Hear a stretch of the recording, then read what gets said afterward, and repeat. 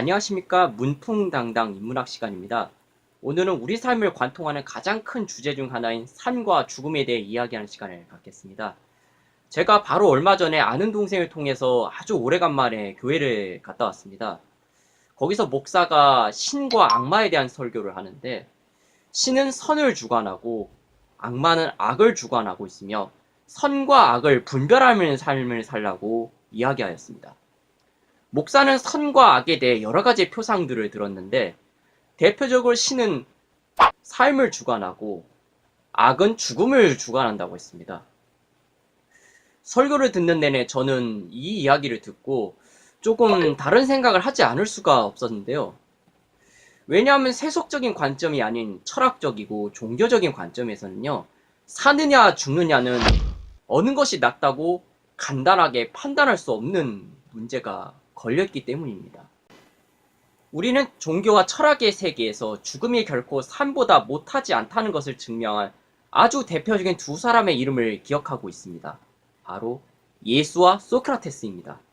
예수는 자신이 따르는 만인에게 열려있는 신적인 삶을 위해서 스스로 십자가행을 택했습니다. 소크라테스는 진리를 따르는 삶의 소신을 위해 스스로 독배를 들었습니다.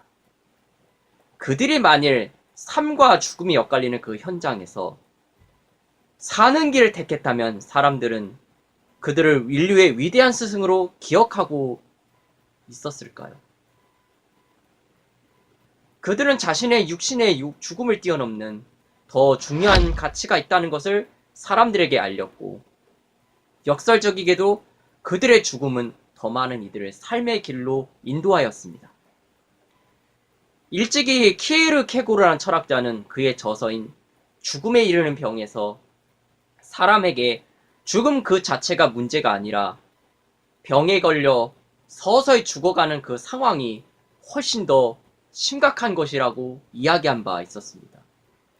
흔히들 우유부단함의 대명사로 알려진 셰익스피어의 걸작 햄릿의 주인공 햄릿은 그렇게 치열하게 고뇌한 이유도 삶과 죽음의 문제 앞에 봉착하고 있는 더 중요한 가치인 정의에 대한 믿음이 있었다는 사실을 우리는 기억해야 합니다.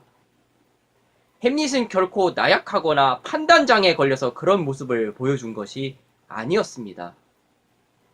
원작에서 그려진 햄릿은 용기 있고 정의로운 왕자였지 구차하게 목숨을 구걸한 소인배는 절대로 아니었습니다.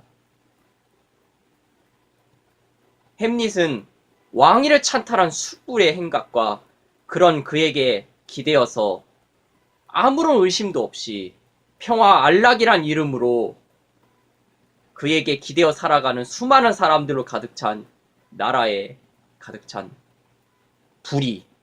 불이란 이름의 병에 대해서 처절하게 고뇌하고 있었습니다.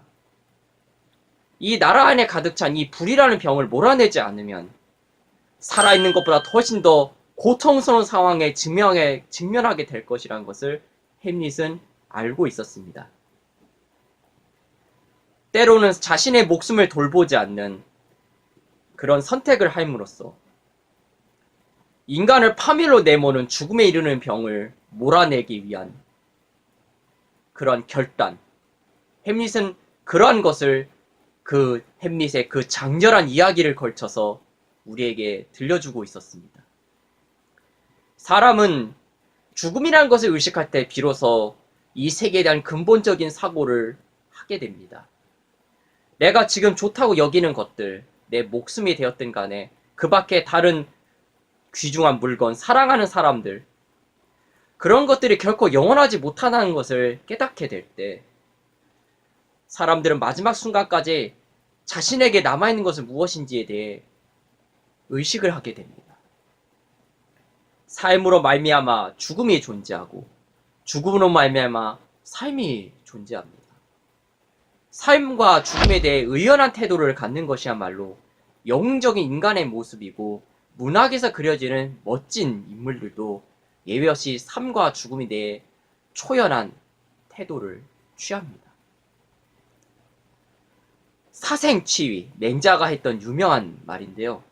대하의 세계에 살아가는 사람들은 죽음 앞에 결코 무릎을 꿇지 아니합니다. 현실 세계의 우리들은 삶과 죽음이 엇갈리는 수많은 사건들을 접하고 살아갑니다. 하지만 때로는 우리들이 삶과 죽음의 문제보다 더 중요한 가치가 존재하고 있다는 것을 우리 스스로 의식해보는 시간을 가져보는 것은 어떨까요?